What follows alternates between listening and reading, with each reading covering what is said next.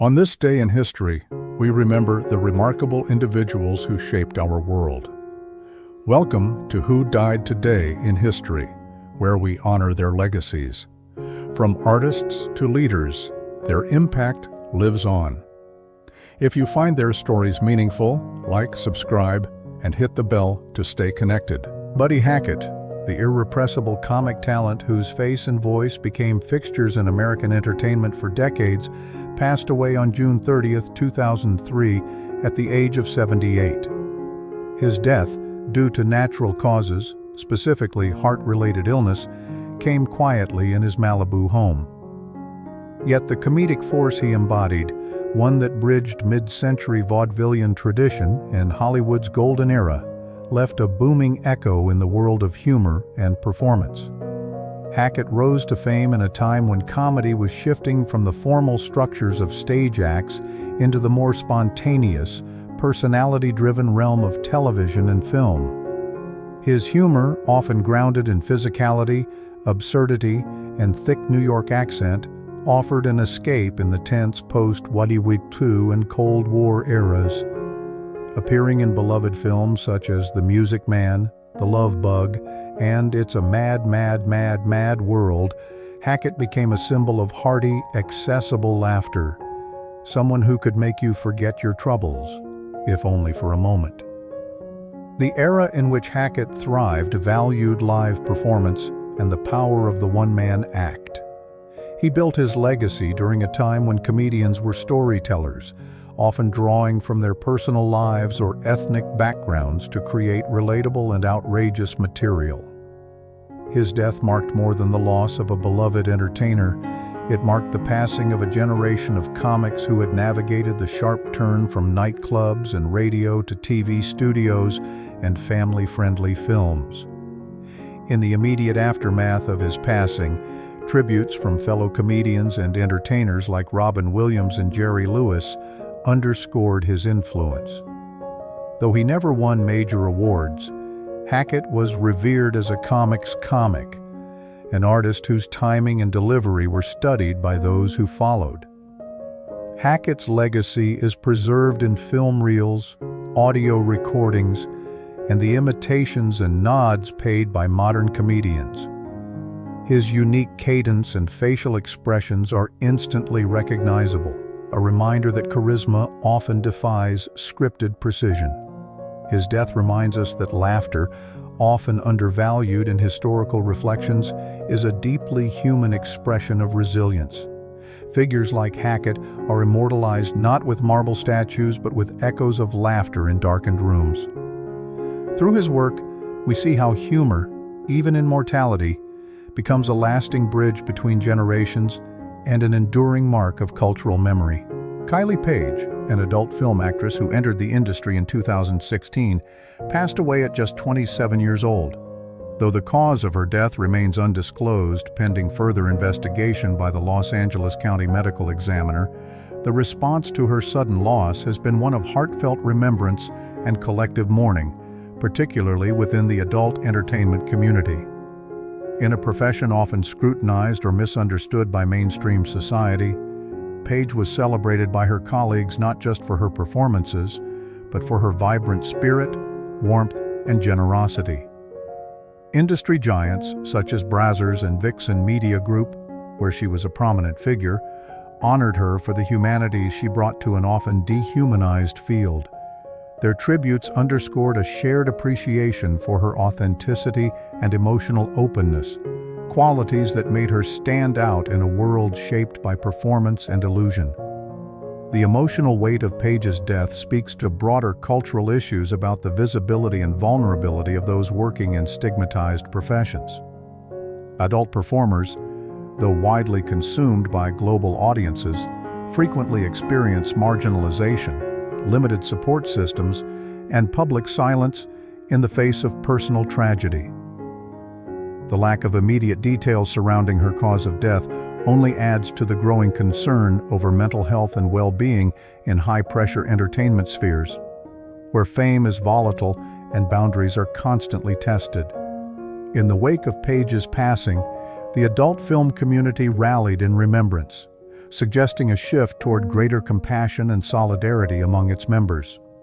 Her friend and fellow actress Leah Gotti described her as someone who valued living life to the fullest and being free, emphasizing the deeply human aspirations behind a figure often viewed only through the lens of her work. While Kylie Page may not shift the trajectory of history in a traditional sense, her death calls attention to how society selectively mourns and remembers. The outpouring of love from fans and colleagues hints at an evolving cultural narrative, one that seeks to see beyond a profession and into the heart of a person. Through social media tributes, memorial posts, and personal memories shared by those close to her, Kylie Page is being honored not for controversy, but for connection.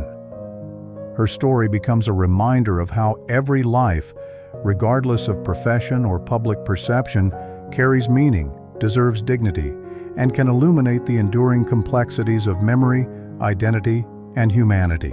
David McCampbell, the most decorated U.S. Navy pilot of World War II, died of natural causes on June 30, 1996, at the age of 86.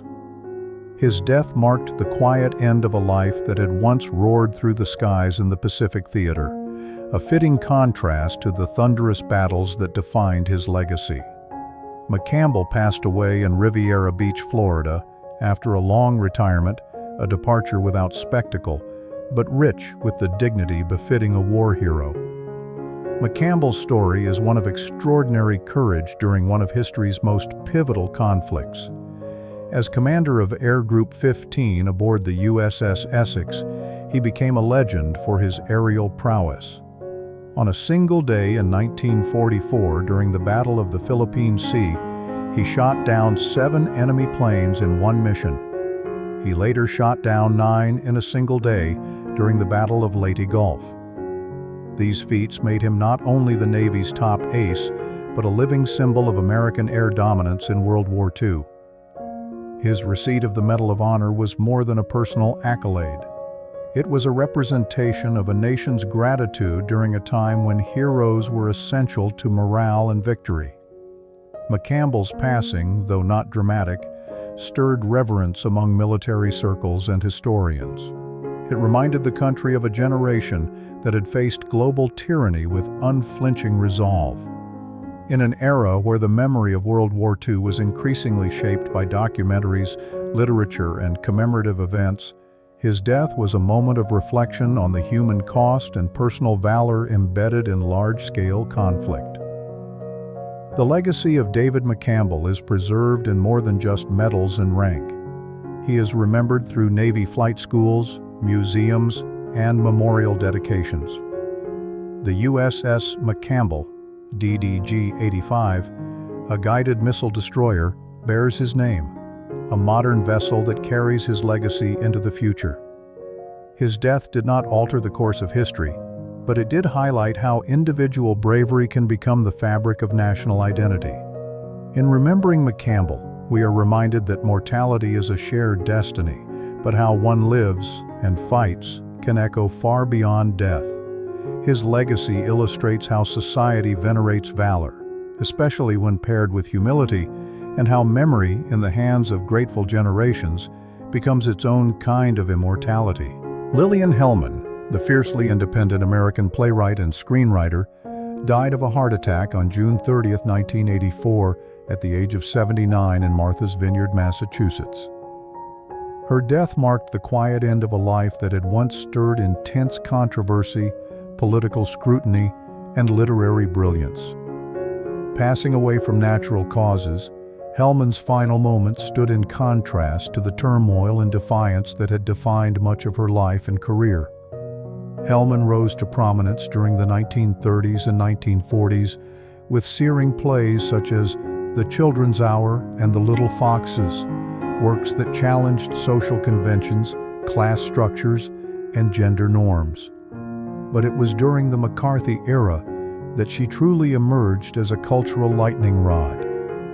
Subpoenaed by the House Un-American Activities Committee in 1952 for alleged communist affiliations, Helman famously refused to name names. declaring in a letter, "I cannot and will not cut my conscience to fit this year's fashions." Her moral stand made her both a hero to civil libertarians and a target for blacklisting in Hollywood, costing her professional opportunities but bolstering her legend as a woman of principle in an age of conformity and fear. Her death in 1984 came during a decade marked by renewed conservative politics and a revisiting of Cold War ideologies. In this climate, Helman's unapologetic stance against authoritarianism and her defense of artistic integrity were re-evaluated, often with mixed interpretations. For some, her legacy was marred by questions about her political affiliations and personal accounts. For others, especially feminist critics and civil rights advocates, she remained a symbol of resistance and moral courage. The immediate consequence of her passing was a wave of obituaries that reignited debates about her character and contributions. Yet over time, she was increasingly embraced as a complex, flawed, but fearless woman who dared to challenge power, both on stage and off. Her autobiographies and plays remain staples in literature and drama curricula, and her story continues to inspire discussions about freedom of expression, political ethics, and the role of the artist in society. Lillian Helman's death reminds us that mortality ends a life, but not its meaning. Through theater, biography, and the cultural memory of political resistance, she lives on. Her legacy exemplifies how we immortalize figures not only for their art, but for the convictions they carried, often at great personal cost, in the face of oppressive tides. Bob Hastings, best remembered as the affable Lieutenant Elroy Carpenter on McHale's Navy and the voice of Commissioner Gordon in Batman. The animated series, passed away from prostate cancer on June 30, 2014, at the age of 89. His death marked the close of a long, versatile career that spanned radio, television, and voice acting, an era when entertainment media transitioned from Golden Age radio to TV sitcoms to animated superhero dramas. Hastings died of natural causes after a prolonged illness, a quiet exit from a life spent in the spotlight but never consumed by it. His passing reflected the quieter end many mid-century actors met, respected, though not always at the forefront of mainstream memory.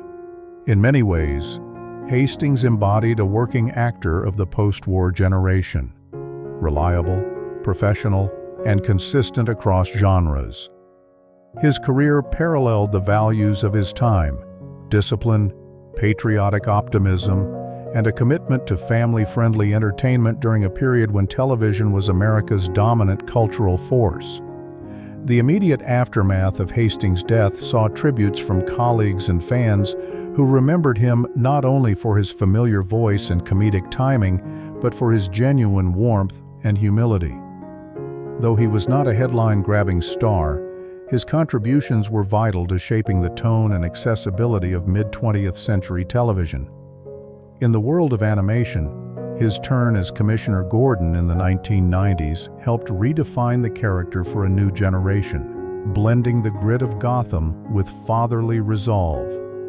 While Hastings' death did not alter the course of history, it did prompt reflection on an era of entertainment that prized ensemble casts and dependable character actors over celebrity personas.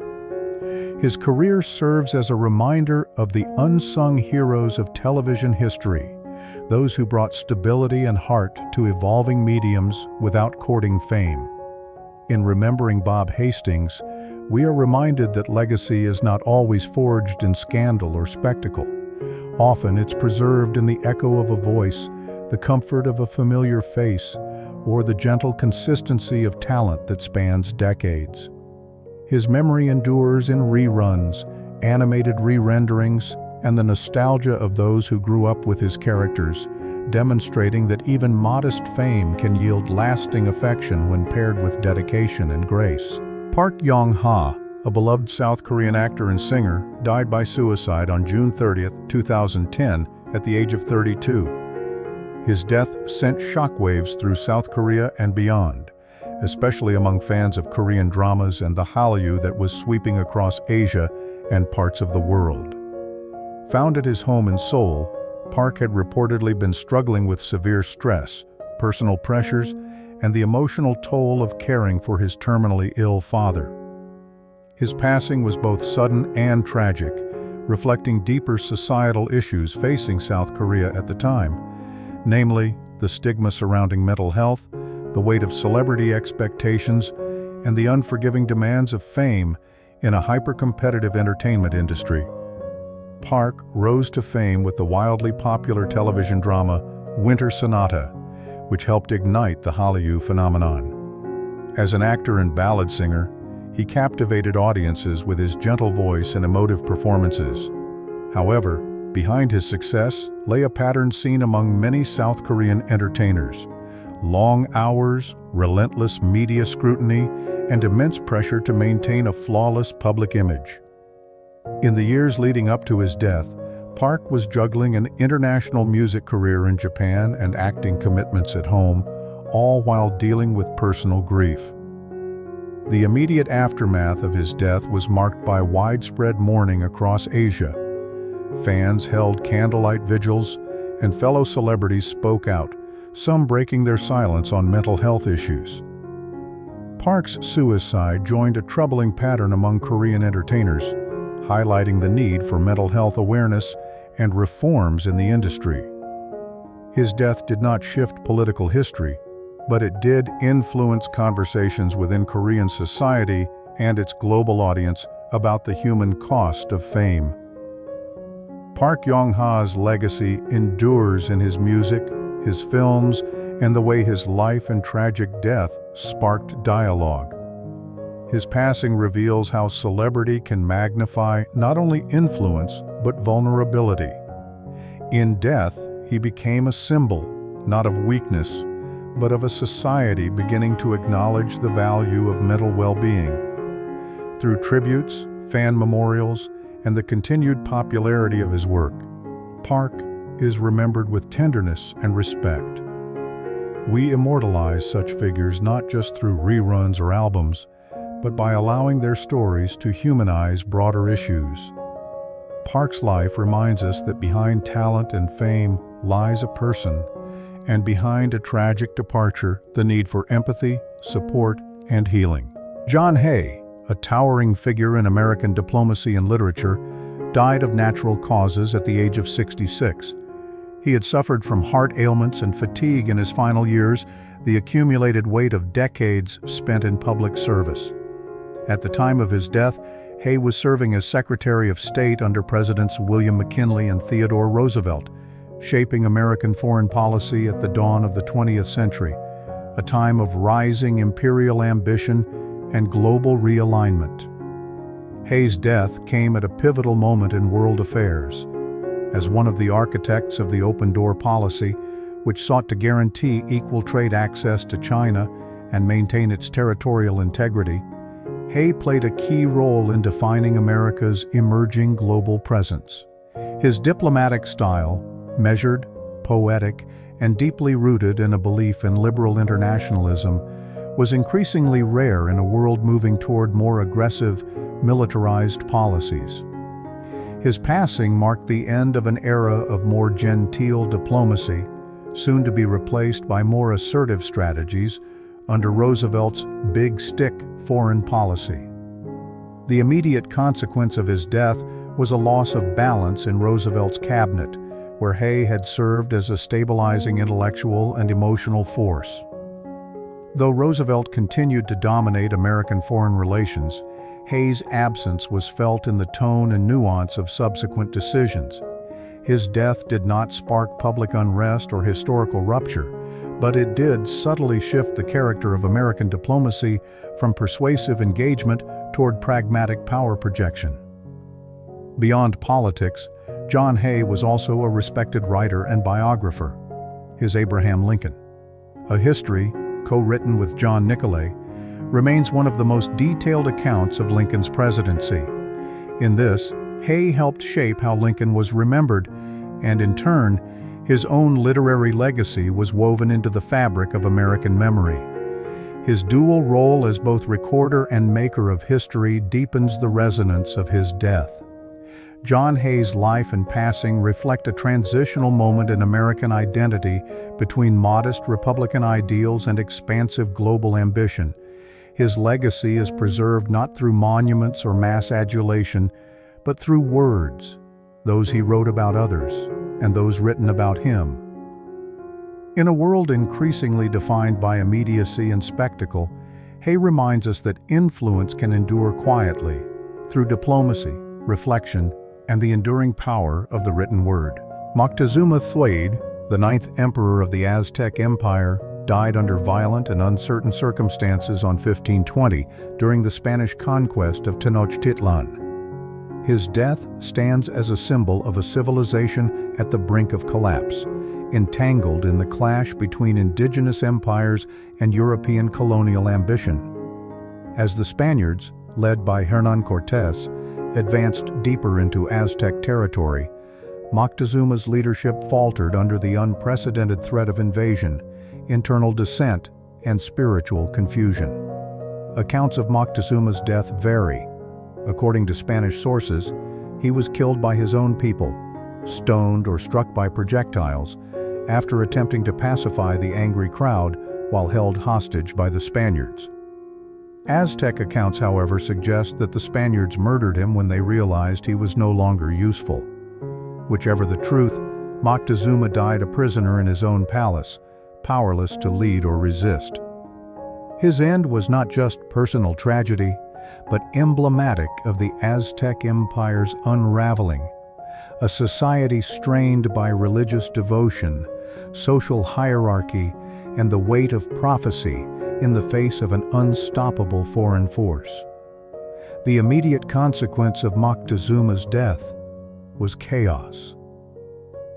His fall shattered the last illusions of diplomacy between the Aztecs and Spaniards. Within days, the infamous La Noche Triste saw Cortés and his men driven from the city, suffering heavy losses. Yet the reprieve was brief. The Spanish returned with allies and disease as their allies, and by 1521, the once mighty city of Tenochtitlan had fallen. Moctezuma's death amplified his legend, but in complex ways. To the Spanish, he became a tragic figure, weak and superstitious, manipulated by omens and fear. To later Mexican nationalists, he was a symbol of betrayal or victimhood, whose decisions continue to be debated. Some portray him as a man paralyzed by diplomacy and mysticism, others as a leader striving for peace in an impossible situation.